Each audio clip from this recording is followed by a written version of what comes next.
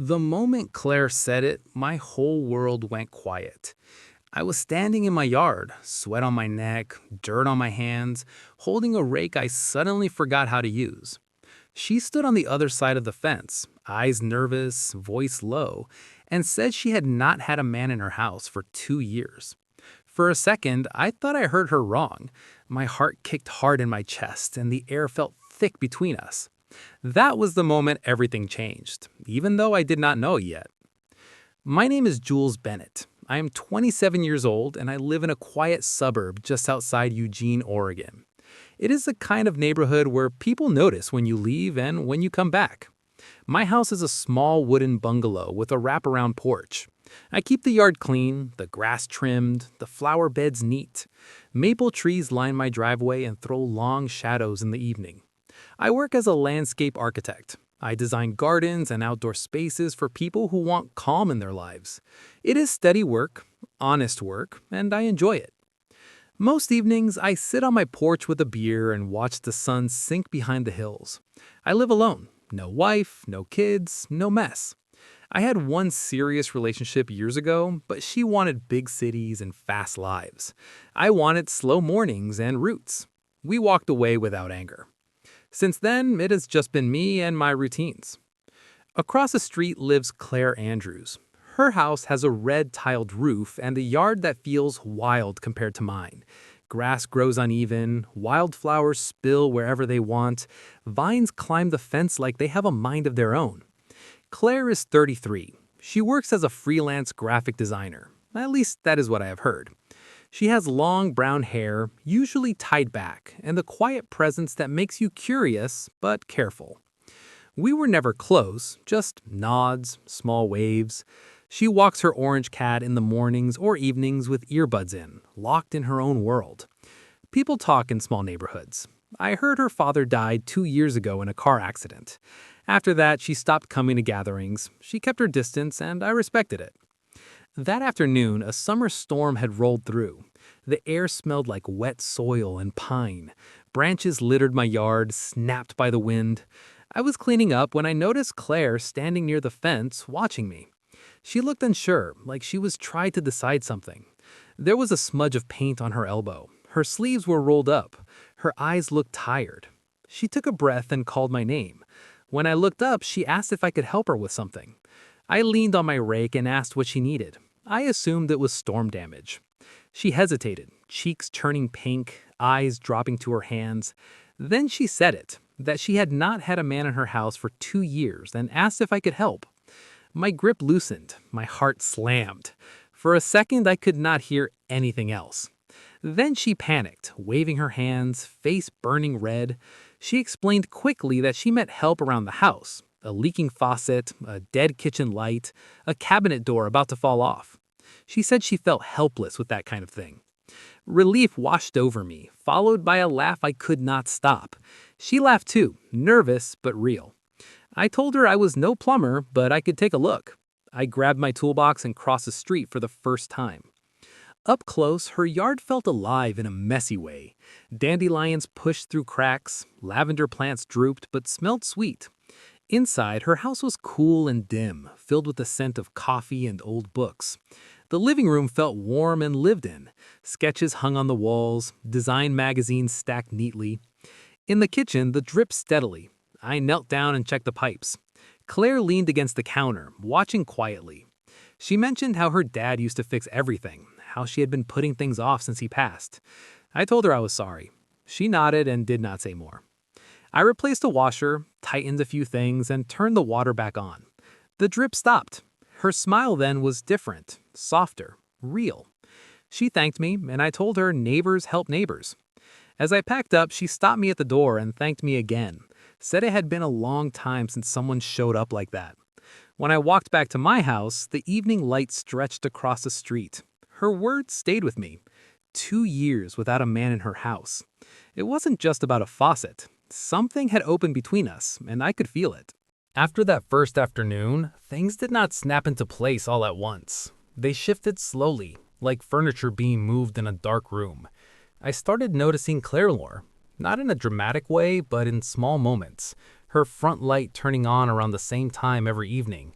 Her cat sitting in the window. The way she paused before going inside, like she was thinking about something she did not say yet. A few days later, she waved me over again. This time, it was the kitchen light. It flickered every time she switched it on. I grabbed the ladder from my garage and fixed it in minutes. While I was up there, I noticed the cabinet door hanging loose, so I tightened that too. She stood in the doorway watching, arms folded, looking relieved and slightly embarrassed. She told me she felt bad asking so much. I told her it was fine. I spent all day designing outdoor spaces on a screen. Fixing something real felt good. She nodded, but I could tell she was not used to accepting help without worrying about what it cost. Over the next few weeks, the requests kept coming. A garage door that screamed when it opened, a bookshelf that leaned like it wanted to give up, her lawnmower that kept choking on thick grass. I would come over after work, usually around sunset. Sometimes she had coffee ready, sometimes cookies. She always apologized for them being store-bought. I always ate them anyway. While I worked, we talked. At first it was light. Her clients, my projects. She told me about designing logos and how people got weirdly emotional about colors. I told her about turning messy yards into calm spaces and how plants were easier than people. Slowly, we shared more. She loved animated movies and cried at the sad ones. She kept trying to grow lavender and kept killing it. I offered to help, and she laughed like she did not quite believe me. She admitted she was scared of thunder, always had been. I told her storms never bothered me. They made me feel small, in a good way. We learned each other in pieces, careful not to push too hard. One afternoon, I was fixing a curtain rod in her bedroom. She handed me a screwdriver, and my hand brushed her shoulder by accident. We both froze. It was nothing, just skin on skin, but it lingered. I apologized quickly. She laughed it off, but something in the air felt different after that. From then on, the touches stayed a second longer. Her hand on my arm when she thanked me, our knees touching when we sat at the table. I told myself it meant nothing. Still, I found myself looking forward to crossing the street. In a neighborhood like ours, people notice. Mrs. Ellis, the widow down the block, cornered me one morning while watering her roses. She asked why I was over at Claire's so much. I joked about being the unofficial handyman. She smiled in a way that said she knew more than she said, and told me to be careful. People talked. Claire heard about it. A few days later, when I came to mow her lawn, she looked uneasy. She said she did not want me getting pulled into gossip because of her, that maybe she should stop asking for help. Her voice sounded small, and it hit me harder than I expected. I told her I did not care what people said, that if we let whispers decide our lives, we would both end up alone. She laughed then, tension easing from her shoulders. We worked side by side that afternoon, the mower humming, the smell of fresh-cut grass in the air. When we finished, we sat on her porch with iced tea and watched fireflies appear as the sky darkened. That night, I realized something had changed. We weren't just neighbors anymore. We were choosing each other's company. I didn't name it. I wasn't ready to. But I knew one thing. The distance between our houses fell shorter every day. The storm came late at night, the kind that does not warn you. I was sitting on my porch with a book when thunder rolled so loud it rattled the windows. Rain followed hard and fast, slamming into the roof and flooding the street. I looked across at Claire's house, barely visible through the sheets of water, and wondered if she was okay. I remembered her telling me she hated storms, but I told myself not to interfere. We were close, but there were still lines I did not want to cross. Around midnight, my phone buzzed. It was a message from Claire. She apologized for texting so late and said water was coming into our basement. She said she tried to handle it, but it was getting bad. I did not think. I just moved. I pulled on jeans, grabbed my jacket, my flashlight, my toolbox, and ran into the rain. By the time I reached her door, I was soaked. She opened it looking pale and exhausted, hair stuck to her face, eyes wide with worry. She told me I did not have to come. I stepped inside anyway and asked where the leak was. She led me downstairs. The basement floor was slick with water. Boxes were stacked along the walls, some already damp. Rain blasted through a small window where the latch had broken. She had towels and buckets everywhere, but it was not enough.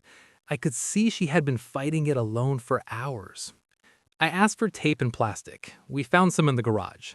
I climbed up and forced the window shut, taping plastic over it while rain sprayed my face. The leak slowed. Then we worked together, mopping and lifting boxes, pushing water toward the drain. It was hard work, quiet work, just a storm and our breathing.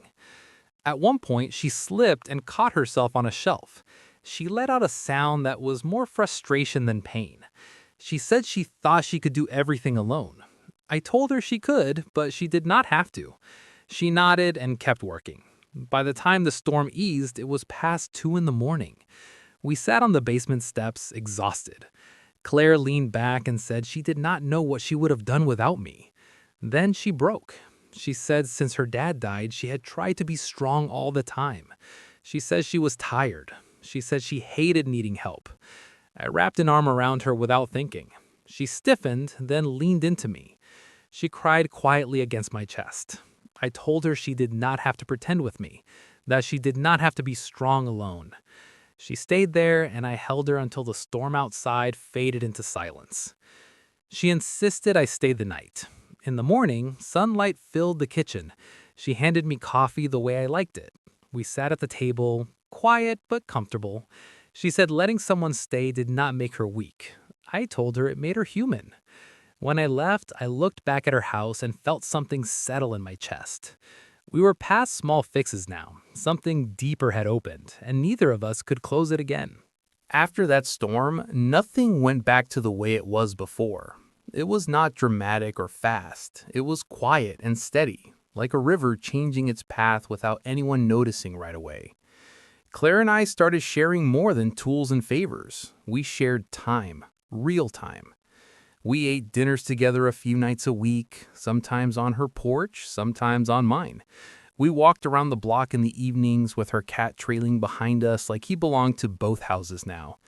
On slow nights, we watched old movies she loved, the kind that made her laugh and cry at the same time.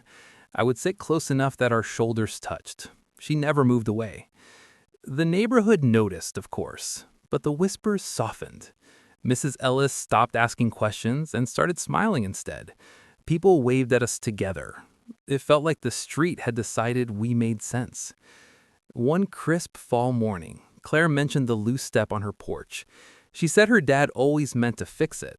I told her I would take a look. I knelt down with my tools, prying at the old board. The wood gave way suddenly. A sharp edge caught my wrist. Pain shot through me, hot and bright. Blood soaked through my sleeve. Claire rushed to me, panic written all over her face. She wrapped my arm in a towel, hands shaking, tears spilling as she tried to stop the bleeding. She kept saying it was her fault, that she could not lose anyone else.